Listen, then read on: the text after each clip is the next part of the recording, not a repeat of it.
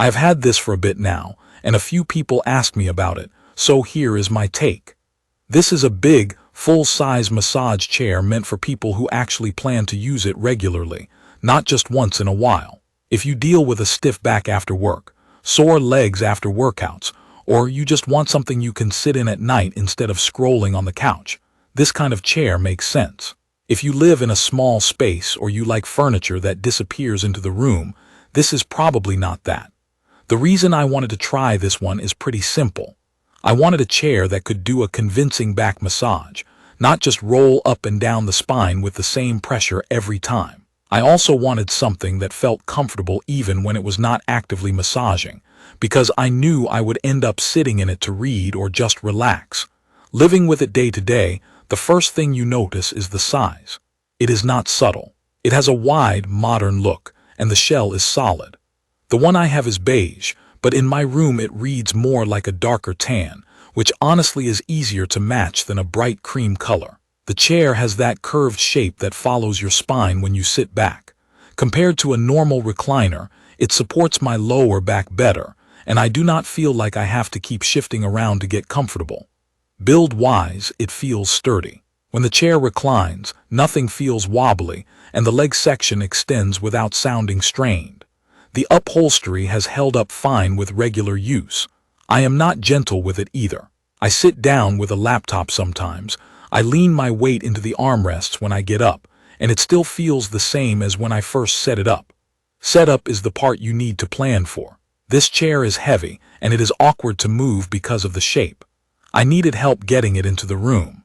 Once it is where you want it, the little wheels make it possible to reposition on a hard floor, but it is still a slow shuffle, not something you want to do every day. Also, give it space behind and in front so it can recline without scraping a wall or forcing you to move other furniture every time you use it. Using it is pretty straightforward after the first couple of sessions. There is a touchscreen on the arm that I ended up using the most. The menus are not confusing, but there are a lot of options, so the first time I turned it on I spent a few minutes just tapping around to see what everything did. After that, I mostly stick to a couple of automatic routines depending on how I feel, and I tweak intensity from there. The main thing this chair is built around is the 4D roller system. In normal human terms, it means the rollers do not just move up and down your back.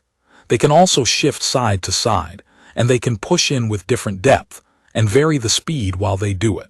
In practice, that makes the massage feel less like a robot tracing a line and more like hands changing pressure.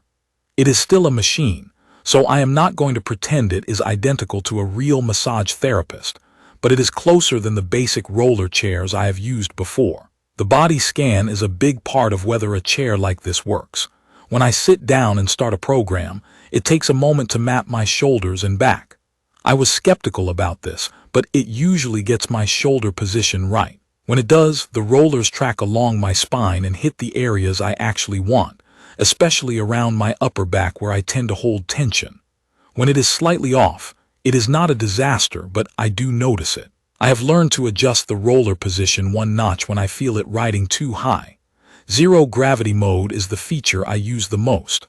I did not think I would care about it, but now I basically start there every time. When the chair reclines and your legs lift up, it takes pressure off the lower back.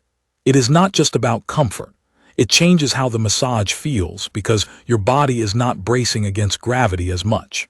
I also find that my breathing feels easier in that position, which makes it easier to relax into the massage instead of tensing up. Heat is another thing I did not expect to use as much as I do. The heat here is not the kind that feels like a hot pad cooking you. It is more of a steady warmth in the back area, and I usually turn it on at night. After sitting at a desk most of the day, heat plus the rollers loosens me up faster.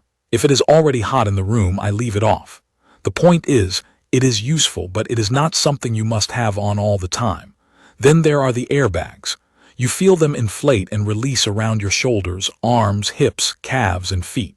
The sensation is a firm squeeze, then it lets go, then it repeats. It took me a couple of sessions to get used to the arm compression. The first time, it felt strange, like my arms were being held in place too tightly. After adjusting the intensity down a bit, it became one of my favorite parts, especially when my forearms feel tight from typing. The leg and foot section surprised me. A lot of chairs treat legs as an afterthought, but here I actually feel like my calves and feet get real attention. The foot rollers are strong. For me, that is a good thing, but if you have sensitive feet, you might want to start on a lower intensity until you know what your tolerance is. I have used it after a long walk and after gym days, and it is one of those features that makes you realize how much tension you carry in your feet. There is also a stretching mode that basically uses the airbags and the reclining motion to pull and hold you gently. This is not like a deep assisted stretch you would get with a trainer, but it does help when my lower back feels compressed. I notice it most on days when I have been sitting too long. It is a slow, controlled feeling, and I prefer using it for a short session rather than leaving it on for a long time. For daily use, I care about little things like whether the chair fits my body without me fighting it. The footrest extension has been reliable. I am not extremely tall, but I am tall enough that some chairs feel short in the leg section. This one adjusts so my legs are supported instead of my feet hanging off the end. Now the smart features. There is a phone app and it works, but I will be honest, I do not rely on it. I tried it, it connected fine, and it is useful if you want to set things up without reaching for the arm screen. But most of the time, the touch screen is right there and it is faster. The memory function is helpful though. Once I found a couple of settings that worked for me, I saved them, and now it is basically 2 taps and I am done. There is voice control and it does work, but it can be picky. If I say the phrase the way it expects, it responds. If I say it casually, sometimes it misses it. I treat it like a fun extra, not my main way of controlling anything. The built-in speakers are fine for what they are. I use them for quiet background music sometimes. They are not replacing a real speaker system, but they are convenient. There is also a negative ion feature. This is hard to measure, and I am not going to oversell it. What I can say is the air feels a little fresher when it is on, especially in a closed room at night. It is subtle. I notice it more when I turn it off after having it on for a while. There are a couple of real limitations I want to mention. One is space. You need to be realistic about where this goes. Once it is in place, it becomes part of the room. Another is that the shoulder airbags do not hit everyone perfectly. On my frame, the shoulder squeeze feels a little less targeted than I would like. It still feels good. It just does not lock in on that area the way it does for someone with broader shoulders. Also, the first day can feel overwhelming because there are many modes and adjustments. After a week, it becomes normal, but the learning curve is there.